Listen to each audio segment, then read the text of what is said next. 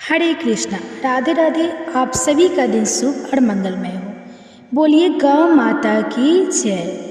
तो प्रिय भक्तगणों, शास्त्रों में गोपाष्टमी महापर्व का बहुत ही विशेष महत्व बताया गया है।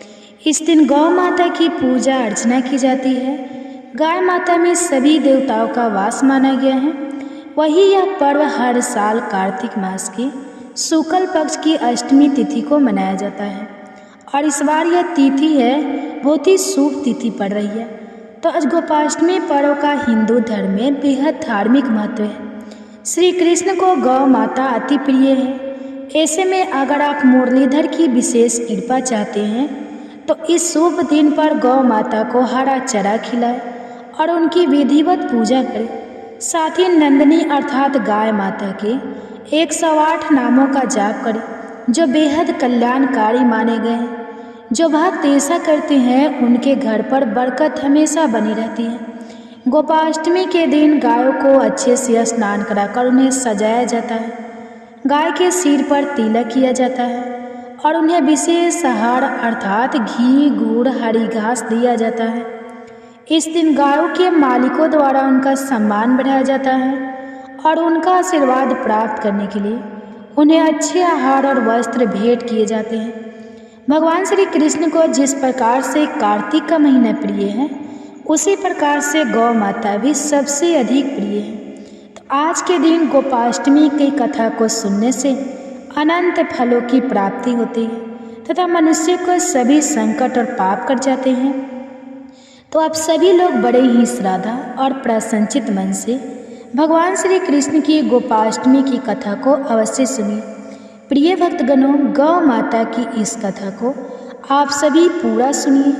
आधा अधूरा बीच में बिल्कुल भी मत छोड़िएगा। किसी भी व्रत कथा को बीच में नहीं छोड़ा जाता है, अन्यथा इसका बुरा परिणाम आपको भुगतना पड़ सकता है। लेकिन वीडियो को शुरू करने से पहले आप सभी से हाथ जोड़कर निवेदन है कि वीडियो को लाइक करके हमारे चैनल वंदना काव्या को सब्सक्राइब अवश्य कर दीजिए और हाँ, पास वाली बेल आइकन का बटन दबाना बिल्कुल भी ना भूलें। भगवान पुगन अवस्था में प्रवेश करते हैं। भगवान की आयु है 5-6 वर्ष की। भगवान अपने पलंग पर सोए हैं। मैया चांदी के कटोरे में आधो लेकर आई है, लेकिन भगवान ने पीने से मना कर दिया। भगवान बोले कि हम बड़े हो गए हैं, जब हम गौ चारण के लिए जाएंगे।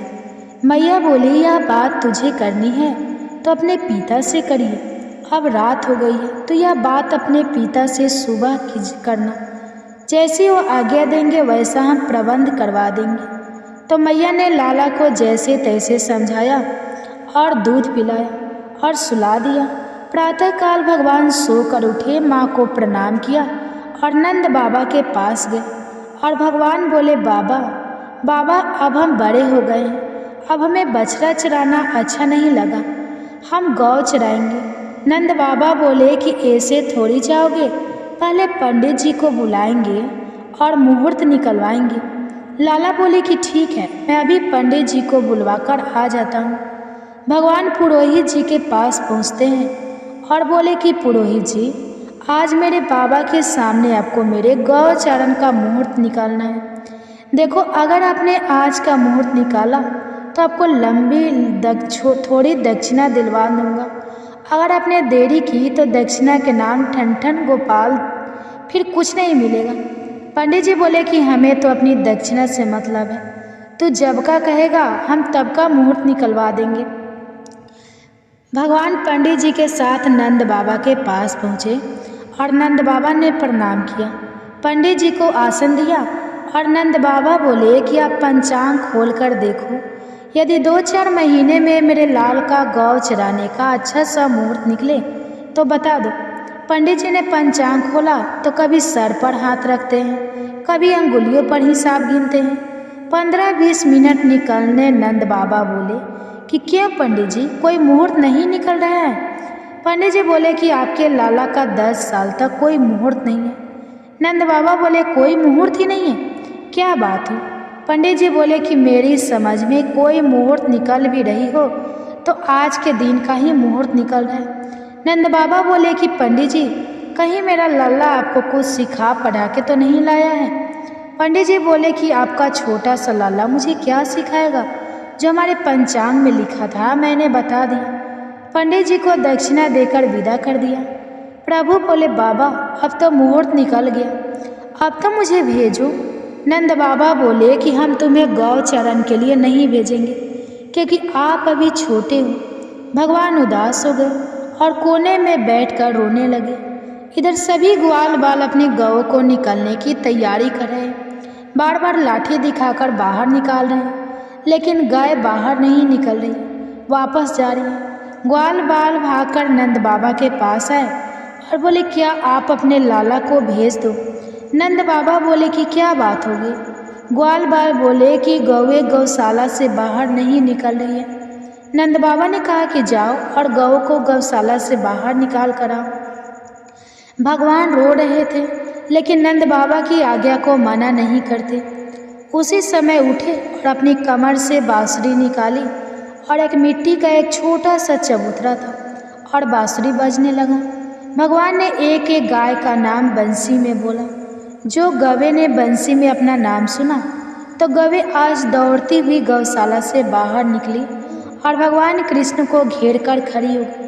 कोई गाय भगवान का हस्त कमल चाट रही है, कोई गाय भगवान का चरण कमल चाट रही है, कोई भगवान के कपोल चाट रही है। जब नंद बाबा ने देखा कि कितने प्रेम से गवे भगवान का दर्शन कर रही है, तब नंद बाबा बोले कि यशोदा, इतना प्रेम गौ अगर कान्हा से करे तो कान्हा भी आज ही गौ चरण के लिए जाएंगे। इतना प्रेम करती है गोपाल से। वह दिन था कार्तिक शुक्ल पक्ष गोपाष्टमी। भगवान का सुंदर श्रृंगार किया है।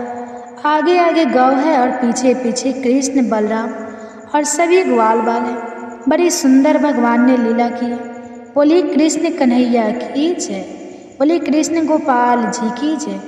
कृष्ण द्वारा धेनु कासर का वध गांव चारण के समय धेनु का छुड़ाया, भगवान ने उसे भी मारा।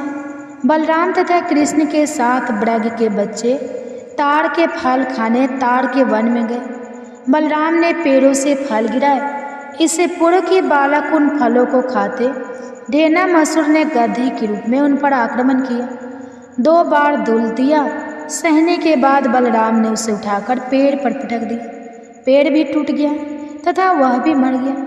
उसकी इस गति को देखकर उसके भाई बंधु अनेकों गधे वहां पहुंचे। बलराम तथा कृष्ण ने सभी को मार डाला। बोले कृष्ण गोपाल जी की जय। आइए अब गौ माता और भगवान श्री कृष्ण की बहुत ही सुंदर कथा सुनते हैं। भगवान की गोवर्धन लीला के समय जब इंद्रदेव वर्षा और विनाश का तांडव करके थक गए, वह वृंदावन और वृंदावन वासियों का कुछ भी आहित नहीं कर पाए, तब वह बहुत लज्जित हुए। वह भगवान की लीला और उनकी शक्ति को पहचान चुके थे। उनका अभिमान चोर चोर हो चुका था। वह भगवान से अपने कृत्य के लिए क्षमा मांगने की सोच रहे थे, किंतु साहस नहीं कर पा रहे थे।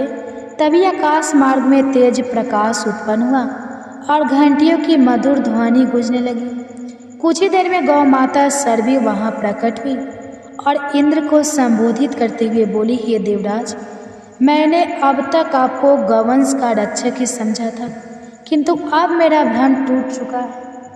आपने अपने अहंकार के कारण वृंदावन के संपूर्ण गौवंश को समाप्त करने के लिए अपनी पूरी शक्ति का प्रयोग किया है, किंतु धन्य है भगवान श्री कृष्ण जिन्होंने गौवंश की ही नहीं समस्त वृंदावन वासियों की आपके कोप से रक्षा की।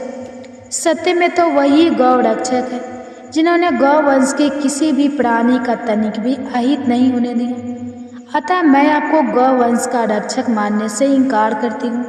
मैं जा रही हूँ वृंदावन की पावन धरती पर, जहाँ भगवान श्री कृष्ण अपनी लीला कर रहे हैं। मैं जा रही हूँ। श्री हरि के चरणों की वंदना करके ने ऐसा कहकर गौ माता सुरभि वृंदावन की ओर चल दी।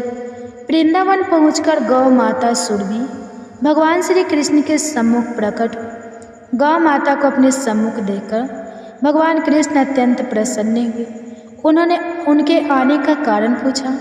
गौ माता सुरभि बोली, हे स्वामी, आप तीनों लोकों के पालनहार हैं।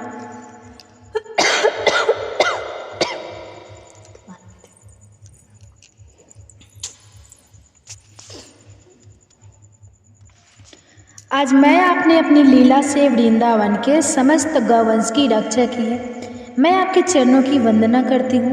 हे नाथ, आज मैं बहुत प्रसन्न हूँ। हे स्वामी, यूँ तो समस्त सृष्टि आपके संकेत मात्र से ही चलयमान है। आप ही समस्त सृष्टि की उत्पत्ति का कारण है। आप ही एकमात्र दाता है। समस्त संसार आप ही से उपभोग प्राप्त करता है। किंतु हे स्वामी, आज मैं आपको कुछ देना चाहती हूँ, कृपा कर उसे स्वीकार करें। भगवान प्रेम पूर्वक बोले, हे माता, आप मुझको अपनी माता के समान ही प्रिय हैं। आप जो भी देंगी उसको प्राप्त करना मेरा सौभाग्य होगा। यह सुनकर गौ माता सुरभि अत्यंत प्रसन्न हुई और बोली, हे स्वामी, आपके इस संसार में अनेकों नाम हैं, किंतु आज मैं भी आपको एक नाम देना चाहती हूँ, कृपया कर उसे स्वीकार करें। तब भगवान अत्यंत प्रसन्न होते हुए बोले, अवश्य माता, शीघ्र ही बताएं। गौ माता सुरभि बोली, हे नाथ, आपने समस्त गौ वंश की रक्षा की है, इसलिए आज से आप गोविंद नाम से पुकारे जाएंगे। गोविंद नाम सुनकर श्री कृष्ण माता सुरभि से बोले, माता, यह नाम अत्यंत ही पवित्र और प्रिय है, मैं इसको स्वीकार करता हूँ। श्री हरि विष्णु को साक्षी मानकर कह रहा हूँ, जो भी भक्त मुझे गोविंद नाम से पूजे उसकी मैं सदैव रक्षा करूँगा। जो भी भक्त गोविंद नाम से पुकारते हैं उनके कष्टों को हरकर समस्त मनोकामनाएं पूर्ण होगी। तभी देवराज इंद्र वहाँ पहुँचे तथा उन्होंने भगवान श्री कृष्ण से अपने कृतज्ञ के लिए क्षमा मांगी। भगवान श्री कृष्ण ने उन्हें क्षमा कर दिया। फिर माता सुरभि और वराज इंद्र वहाँ से चले गए। इस प्रकार ठाकुर जी का एक और नाम पड़ा गोविंद। अब गौ माता की दूसरी कहानी सुनते हैं। महाराज दिलीप और देवराज इंद्र में मित्रता थी। देवराज को बुलाने पर दिलीप एक बार स्वर्ग गए। देव असुर संग्राम में देवराज ने महाराज दिलीप से सहायता मांगी। राजा दिलीप ने सहायता करने के लिए हाँ कर दी और देव असुर युद्ध हुआ। युद्ध समाप्त होने पर स्वर्ग से लौटते समय मार्ग में कामधेनु मिली, किंतु सम्राट दिलीप ने पृथ्वी पर आने की आतुरता के कारण उसे देखा नहीं। कामधेनु को उन्होंने प्रणाम नहीं किया, ना ही प्रदक्षिणा की। इस अपमान से रुष्ट होकर कामधेनु ने श्राप दिया, मेरी संतान नंदिनी गाय यदि कृपा ना करे तो यह पुत्रहीन ही रहेगा। महाराज दिलीप को श्राप का कुछ पता नहीं था, किंतु उनके कोई पुत्र ना होने से वे स्वयं महारानी तथा प्रजा के लोग भी चिंतित एवं दुखी रहते थे। पुत्र प्राप्ति की इच्छा से महाराज दिलीप रानी के साथ कुलगुरु महर्षि वशिष्ठ के आश्रम पर पहुँचे। महर्षि सब कुछ समझ गए। महर्षि ने कहा, यह गौ माता के अपमान के पाप का फल है। सुरभि गौ की पुत्री नंदिनी गाय हमारे आश्रम पर विराजते हैं। महर्षि ने आदेश दिया, कुछ काल आश्रम में रहो और मैं श्री कामधेनु नंदिनी की सेवा करो। महाराज ने गुरु की आज्ञा स्वीकार कर ली। महारानी सुदसीना प्रातःकाल उस गौ माता की भली भांति पूजा करती थी।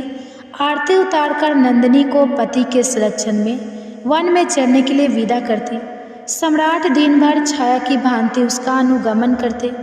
उसके ठहरने पर ठहरते, चलने पर चलते, बैठने पर बैठते और जल पीने पर जल पीते। संध्या काल में जब सम्राट के आगे आगे सदैव प्रस्तुता बालवसा नंदिनी आश्रम को लौटती तो महारानी देवी सुदक्षिणा हाथ में अक्षत पात्र लेकर उसकी प्रदक्षिणा करके उसे प्रणाम करती और अक्षत आदि से पुत्र प्राप्ति रूप अभीष्ट सिद्धि देने वाली उस नंदिनी का विधिवत पूजन करती। अपने बछड़े को या प्राण कराने के बाद दोहली जाने पर नंदिनी की रात्रि में दंपति पुनः परिचर्या करते, अपने हाथों से कोमल हरित कवल खिलाकर उसकी परितृप्ति करते और उसके विश्राम करने पर शयन करते। इस तरह उसकी परिचर्या करते 21 दिन बीत गए। एक दिन वन में नंदिनी का अनुराग करते महाराज दिलीप की दृष्टि क्षण भर आर्यन की प्राकृतिक सुंदरता में अटक गई कि तभी उन्हें नंदिनी का आर्तनाद सुनाई दिया। वह एक भयानक सिंह के पंजों में फंसी छटपटा रही थी। उन्होंने आक्रामक सिंह को मारने के लिए अपने तरकस तीर निकालना चाहा, किंतु उनका हाथ जरत निश्चेष्ट होकर वहीं अटक गया।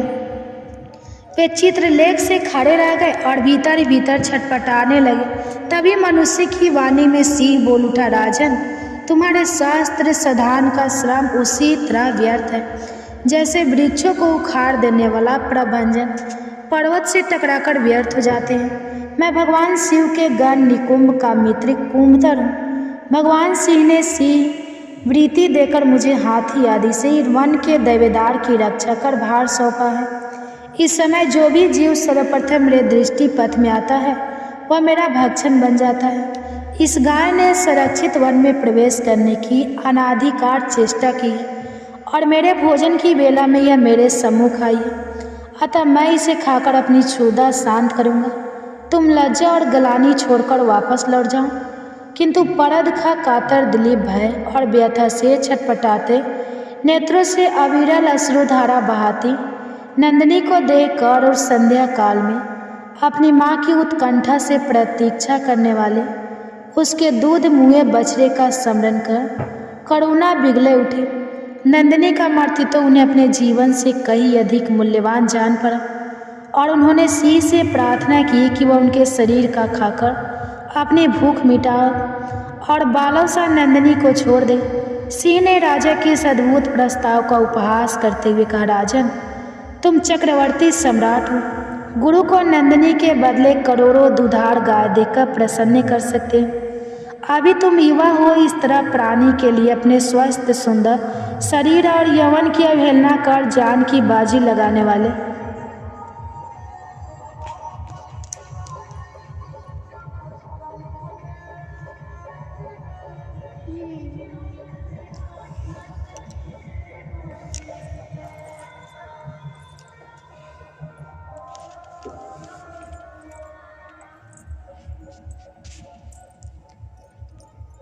तुम अपना विवेक खो बैठे हो।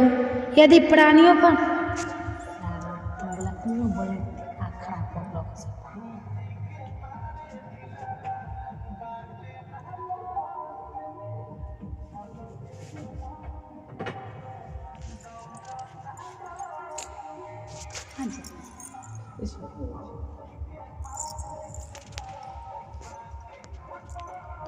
प्राणियों पर दया करने का तुम्हारा वृत्ति है, तो भी आज यदि इस गाय के बदले में मैं तुम्हें खा लूँगा तो तुम्हारे मर जाने पर केवल इसकी ही विपत्तियों से रक्षा हो सकेगी, और यदि तुम जीवित रहे तो पिता की भांति संपूर्ण प्रजा की निरंतर विपत्तियों से रक्षा करते रहोगे।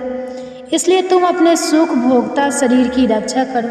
स्वर्ग प्राप्ति के लिए तप त्याग करके शरीर की कष्ट देना तुम जैसे अमृत ऐश्वर्य लिए के लिए निरंथक है। स्वर्ग, अरे वह तो इसी पृथ्वी पर मैं जिसे सांसारिक वैभव विलास के समग्र साधन उपलब्ध है, वह समझो कि स्वर्ग में ही रह रहा है। स्वर्ग का काल्पनिक आकर्षण तो मात्र विपिन के लिए ही है, संपन्न के लिए नहीं। इस तरह से सिंह ने राजा को भ्रमित करने का प्रयत्न किया। भगवान शंकर के अनुचरण सिंह की बात सुनकर अत्यंत दयालु महाराज दिलीप ने उसके द्वारा आक्रांत नंदिनी को देखा, जो अश्रुपूरित कातर नेत्रों से उनकी ओर देखती हुई प्राण रक्षा की याचना कर रही थी। राजा ने क्षत्रिय के महत्व को प्रतिपादित करते हुए उत्तर दिया, नहीं सिंह नहीं, मैं गौ माता को तुम्हारा भक्षण बनाकर नहीं लौट सकता। मैं अपने क्षत्रियों को क्यों कलंकित करूं? क्षत्रिय संसार में इसलिए प्रसिद्ध है कि वे विपत्ति से औरों की रक्षा करते हैं। राज्य का भोग भी उनका लक्ष्य नहीं, उनका लक्ष्य तो है लोक रक्षा से कीर्ति अर्जित करना। निंदा से मलिन प्राणों और राज्य को तो वे तुच्छ वस्तुओं की तरह त्याग देते हैं। इसलिए तुम मेरे यह शरीर पर दयालु हो, मेरे भौतिक शरीर को खाकर उसकी रक्षा करो, क्योंकि यह शरीर तो नश्वर है, मरण धर्मा है। इसलिए इस पर हम जैसे विचारशील पुरुषों की ममता नहीं होती। हम तो यह शरीर के पोषक है। यह मांस का शरीर ना भी रहे, परंतु गौ रक्षा से मेरा यह शरीर सुरक्षित रहेगा। संसार यही कहेगा कि गौ माता की रक्षा के लिए एक सूर्यवंश के राजा ने प्राण की आहुति दे दी। एक चक्रवर्ती सम्राट के प्राणों से भी अधिक मूल्यवान एक गाय है। सिंह ने कहा, अगर आप अपना शरीर मेरा हार बनाना ही चाहते हैं तो ठीक है। सिंह के स्वीकृति दे देने पर राजर्षि दिलीप ने शास्त्रों को फेंक दिया और उसके आगे अपना शरीर मांस पिंड की तरह खाने के लिए डाल दिया और वे जाग सिर झुका आक्रमण की प्रतीक्षा करने लगे। तभी आकाश से विषाधर उन पर पुष्प वृष्टि करने लगी। उत्तिष्ठ वध से अमृत मानव वचन ये सुनकर कहा, हे पुत्र उठो। यह मधुर दिव्य वाणी सुनकर राजा को महान आश्चर्य हुआ और उन्होंने वात्सल्यमय जननी की तरह अपने स्तनों से दूध बहाती हुई नंदिनी गौ को देखा, किंतु सिंह दिखलाई नहीं दिया।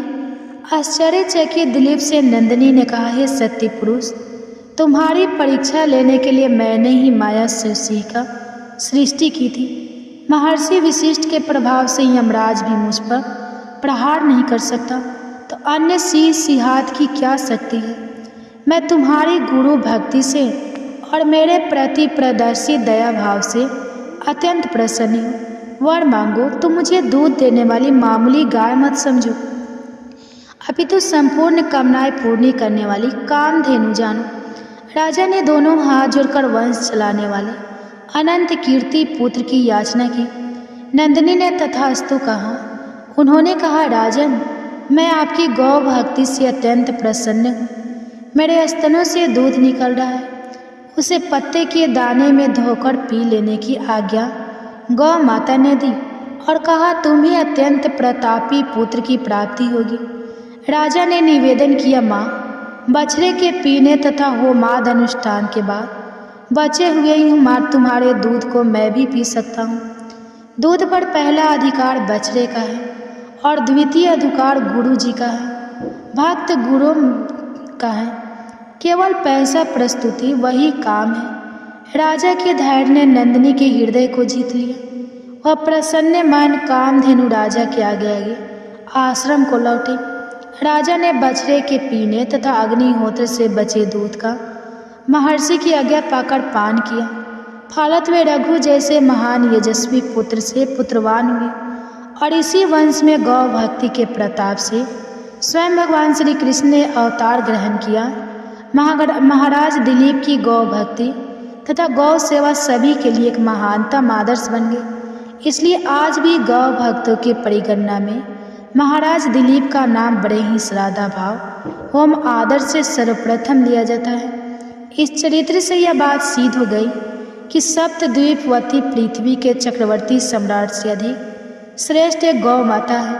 बोलिए गौ माता की जय, कृष्ण कन्हैया की जय। एक बार पूर्ण पर ब्रह्मा जी कृष्ण अपने गोलोक स्थित वृंदावन में अपनी प्रिय राधा जी के साथ विहार कर रहे थे। यह वृंदावन अनेक तरह के सरोवर से, नाना प्रकार के पेड़ों से भरा है। अनेक पहाड़ और बहुत ही सुगंधित पुष्प इस वन की शोभा बढ़ा रहे थे। अनेक गोप और गोपियाँ रास भगवान श्री कृष्ण और राजेश्वरी भगवती श्री राधा जी के साथ विहार कर रहे थे। बहुत देर तक वृंदावन में विहार करने के बाद भगवान श्री कृष्ण को दूध पीने की इच्छा हुई। भगवान की इच्छा होते ही उनके शरीर से गाय बछड़े का साथी प्रकट हो गए। यही देवी सुरभि माता कहलाए। देवी सुरभि के प्रकट होते ही भगवान श्री कृष्ण के साक श्री दामा ने एक बर्तन लेकर सुरभि देवी दूध का निकाला और श्री कृष्ण को दिया। भगवान श्री कृष्ण इस दूध को पीकर तृप्त हो गए। 100 जन्म और मृत्यु को दूर करने वाला बाद में वो बर्तन गिर गया और जो दूध बचा था वो दूध धरती पर गिर गया और गौलोक में इससे एक दूध का सरोवर बन गया जिसका लंबाई और चौड़ाई 100 ओर से 100 योजन थी। गोलोक में यह सरोवर क्षीर सरोवर के नाम से जाना जाता है। गोपियों के लिए और श्री राधा जी के लिए क्रीड़ा सरोवर बन गया। उसी समय उन सुरभि गौ के रोमकूपों से अकस्मात ही असंख्य कामधेनु प्रकट हो गए जो अपने साथ बछड़ों को लेकर ही प्रकट हुई थी। सबसे पहले भगवान श्री कृष्ण के इन सुरभि देवी की पूजा की। उसके बाद सारे संसार में उनकी पूजा की प्रथा आरंभ हो गई। दीपावली के दूसरे दिन भगवान श्री कृष्ण की आज्ञा से देवी सुरभि की पूजा संपन्न हुई थी। इसलिए संसार में दीपावली के दूसरे दिन गौ पूजन किया जाता है। प्रिय भक्तगणों, आपको ही अगर यह कथाएं पसंद आई हो तो इस कथा को लाइक अवश्य कर दें और हमारे चैनल को सब्सक्राइब करके बेल आइकन को जरूर दबाएं और इन कथाओं को शेयर करके आप पुण्य का भागीदारी बने। जय श्री कृष्ण।